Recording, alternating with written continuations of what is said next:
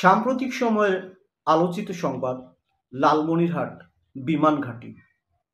এই বিমান ঘাঁটি নিয়ে ইতোমধ্যেই ভারতীয় মিডিয়ায় আলোচনা সমালোচনার ঝড় বইতে শুরু করেছে। কিন্তু কেন এই আলোচনা সমালোচনা, কেনই বা মাথা ব্যথা?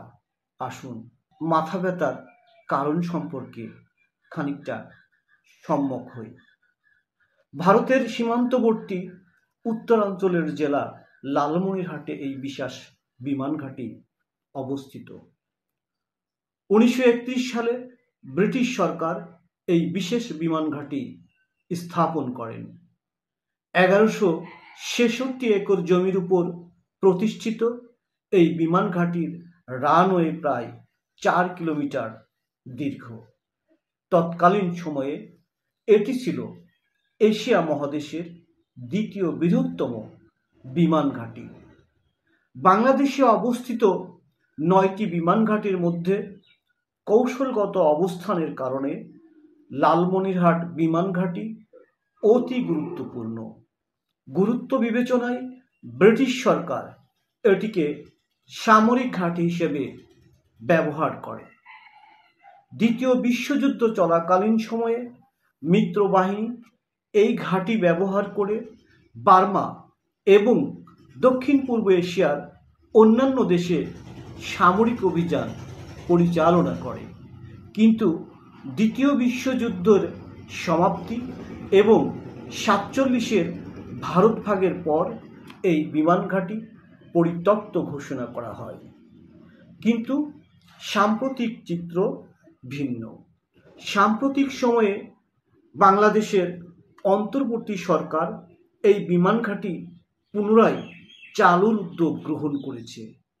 এই বিষয়ে পাকিস্তান এবং চীনের সাথে প্রাথমিক কথাবার্তাও সম্পন্ন করা হয়েছে। আশা করা যাচ্ছে অচিরেই লালমনিরহাট বিমান ঘাঁটি একটি শক্তিশালী সামরিক বিমান ঘাঁটিতে রূপান্তরিত হবে।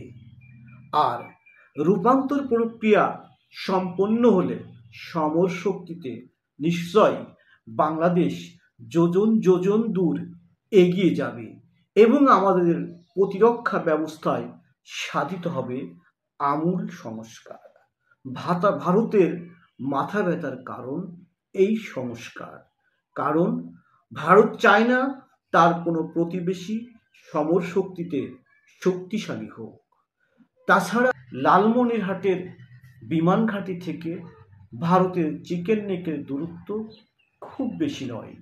ধারে কাছেই রয়েছে ভারতের হাসিমারা বিমান ঘাঁটি, যে বিমান ঘাঁটিতে সংরক্ষণ করা আছে ফ্রান্সের তৈরি অত্যাধুনিক রাফালে যুদ্ধ বিমান।